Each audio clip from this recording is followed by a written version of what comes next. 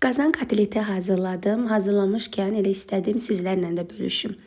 İlk əvvəl çəkilmiş, orta yağlı mal ətinin üzərinə suyu sıxılmış, rəndələnmiş soğan, keşniş, şüy, duz, istiot əlavə olunub qarışdırıb əlimizə forma verib duru yağda qızardılır.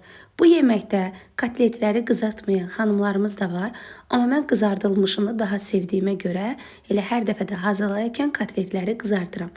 Xırda doğranmış soğanın üzərinə kərə yağı əlavə olunub qovurulur.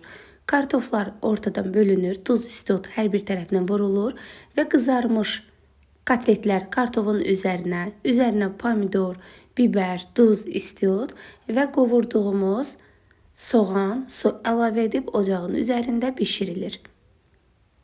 Yağını az bilib üzərinə biraz yağ əlavə edirəm.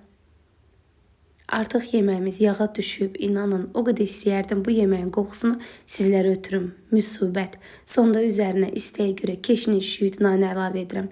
Hələlik.